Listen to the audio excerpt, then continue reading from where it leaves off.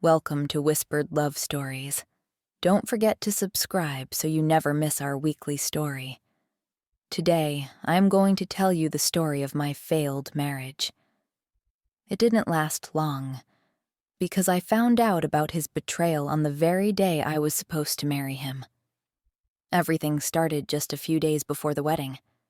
We had both agreed not to have bachelor or bachelorette parties.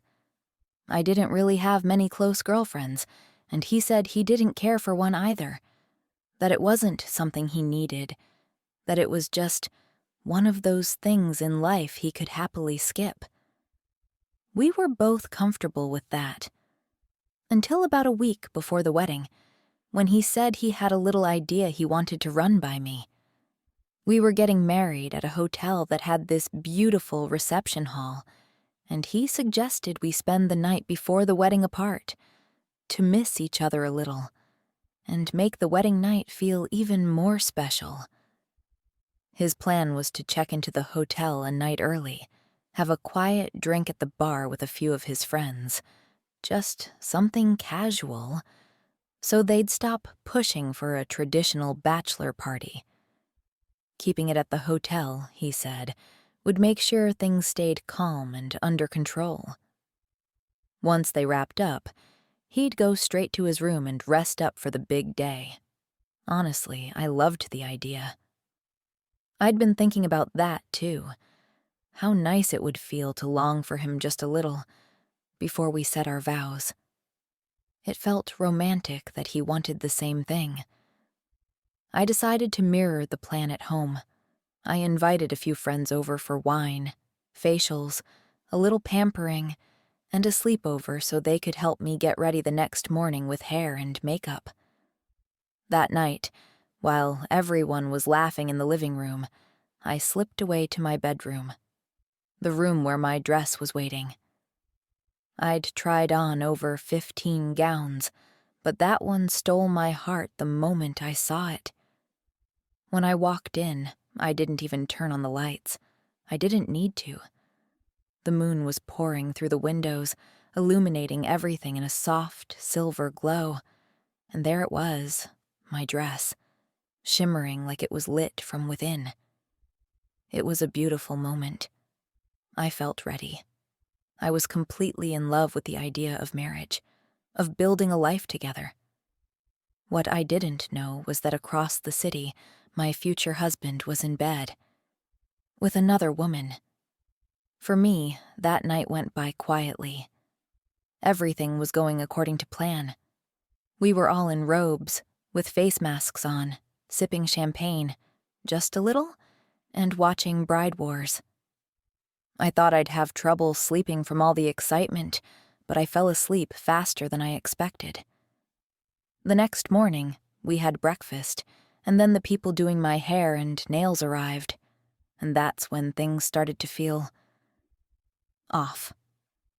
One of my friends, Jennifer, was dating Fred, one of my fiancé's close friends. We'd actually introduced them at a Super Bowl party, and they'd hit it off right away. I used to love seeing them together. I'd fantasize about future double dates, and eventually helping them plan their own wedding. They really made a beautiful couple.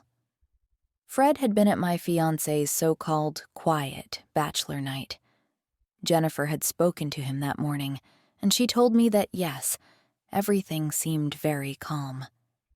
They had a couple of drinks, laughed a bit, and then my fiancé went up to his room to sleep. So far, so good. But then Fred sent her some pictures. In the first few, you could see the 11 guys who were invited, all posing for a group photo. But behind them, there were women. A whole group of them. At first, I didn't think much of it. I figured maybe they were just in the same bar.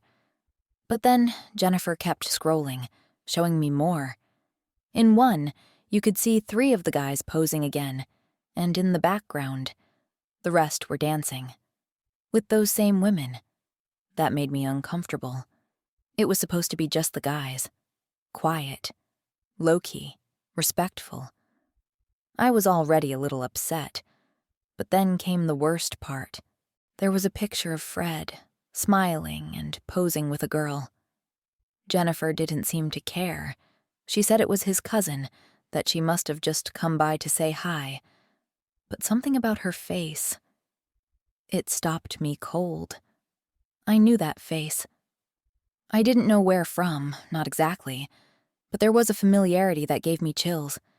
And we women, we have this intuition, a gut feeling that gets under your skin and doesn't let go. I tried to push it aside.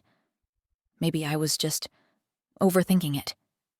My hair and makeup took less time than expected, so we found ourselves ahead of schedule.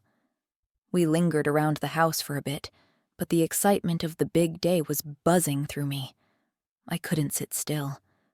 So we decided to leave early. If you're enjoying my story, don't forget to subscribe to this channel for more women's confessions every week. I packed my dress to put on at the hotel just before the ceremony. We figured we'd settle in, have a soft drink, check on the final details, and let the day unfold from there. Still, something about that girl's face wouldn't leave my mind. We arrived at the hotel and went to see the reception hall. All my friends were smiling, excited, completely caught up in the moment. It truly was the wedding of my dreams. Everything was perfect, more than perfect. We'd spent a lot of money making sure it would be, and somehow it had exceeded every expectation. I went to the front desk to ask for the room key. We were supposed to spend our wedding night there. The reservation was under both our names, so they handed it over without question. I asked if my fiancé was around, and the receptionist told me he had stepped out that morning to have breakfast with a few friends who had come by to pick him up. It was almost noon, and my friends and I decided to grab a quick lunch at the hotel. My plan was simple: eat fast, change into my dress, and be ready on time. But as I walked through the lobby on my way to the room, I caught a glimpse of my fiancé. He was in the wedding hall with his parents.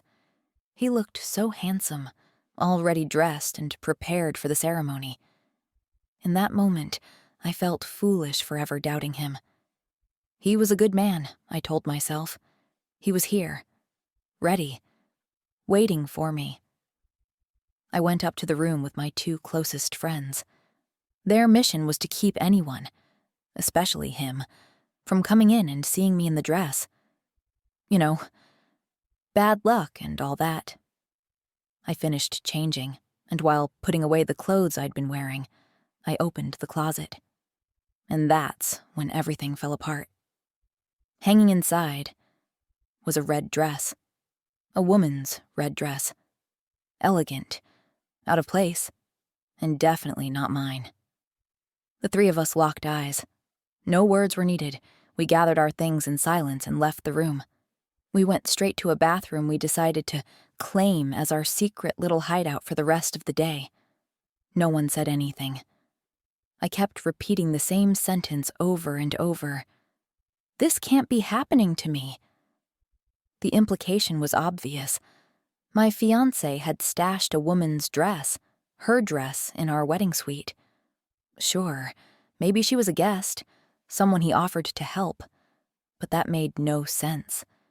It wasn't the kind of dress a woman his mother's age would wear. His mom was already fully dressed and ready. And what kind of man asks a random woman to leave her clothes in his bridal suite? The truth was undeniable now. Whoever that red dress belonged to was his mistress. I remember sitting there in the bathroom, shaking. I couldn't stop. If anyone has ever gone through something like this, they'll understand exactly what I mean. Your body just loses control. My hands wouldn't stop trembling, and my body temperature had dropped, even though it was a hot summer day. We'd chosen to marry in the middle of the season. I was in shock. Everyone was outside. Everything had been paid for. My family was already there. People from work, too. It wasn't the kind of moment where you just make a scene or cancel the wedding. I sat down, trying to think, trying to be rational. But deep inside, I knew. I wasn't going to let it go. I loved him deeply, but the betrayal, it shattered me.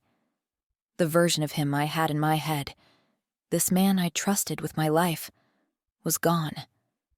All I could think about was, how many nights did he come home after being with her, only to find me, waiting like a fool, cooking dinner or giving my all to make this relationship feel like home for him? Then the moment came. I had to leave that bathroom and walk toward the life I thought I was about to start. I was still trembling as I walked, holding the hands of my two best friends until I reached my father, who was waiting to walk me down the aisle. I could swear that moment stretched on forever. The doors opened, and everyone turned to look at me. I had never seen so many people smile at me in my entire life, but I wasn't looking at them. I was scanning the crowd, searching for that red dress. And just as I neared the altar, I saw her. The audacity. She was seated in the front rows. I hadn't seen her face as I walked in, but I played it cool. Very theatrically, I reached the altar, took my father's hand as he gave me away to that lying bastard, and then, while pretending to adjust my dress, I turned just enough to finally see her face. And just as you might have guessed, it was her. The same woman from the bachelor party photos. She was sitting right next to Fred. My friends and I started exchanging looks across the room, silent, sharp glances that said everything we needed to say. Jennifer looked particularly angry, almost ashamed. When I locked eyes with her, I could see her mouth silently the words, "I'm sorry," as if all of this was her fault. The ceremony dragged on, but I stayed in character. Looking back at the photos now, I have to admit, I did an incredible job. You'd never guess that inside I was plotting murder. I actually looked happy. Then came the reception. I had waited so long for that moment. It's strangely vivid in my memory. We walked around, greeting people, and eventually made it to her table. And that's when my husband introduced her to me. He said, "This is Anna. I've introduced you before, remember? She works with me. In accounting. She's also Fred's cousin." And it clicked. That's why she looked so familiar. I had met her once, briefly, at a company event. I smiled, took the photo, and carried on as if nothing had happened. The party came to an end. I went up to the room first while he said goodbye to his parents and a few guests. Once I was alone, I took off my dress and cried. I didn't care about ruining my makeup anymore. Everything was already ruined. He finally came upstairs. The first thing he said was how badly he wanted to take off my dress. He had that romantic tone he always used. It lasted all of 2 seconds once he saw my face. I told him I knew. I asked him to be honest with me. At first, he acted confused, pretended he had no idea what I was talking about. But I could see it. The nervousness, the guilt. I wasn't even angry at that point. I just needed the truth. I needed to start planning what my life would look like after this. He kept denying it, so I asked, "How long have you been sleeping with Anna?" Silence, long and heavy. Then he said, "A little over 2 years. They met at work. It started with harmless flirting. Then they realized they had a mutual connection. Fred. She really was his cousin. Not super close, but close enough to make everything look innocent. She had been there for almost every guy's plan in the past 2 years. Sometimes she brought friends. Fred knew the whole time and didn't care, because he was even worse. Turns out he was cheating on my friend Jennifer with one of Anna's friends. They thought no one would ever suspect anything, because after all, who would ever think the guy was sleeping with his cousin? And now, over a year later, I'm signing my divorce papers. Papers I started filing that very same night. And I'll never forget the feeling I have today. This incredible, liberating sensation of walking away from all of it and becoming a single woman again. Thank you for listening to my story. If you enjoy these kinds of real confessions, don't forget to subscribe. We'll be sharing one every week.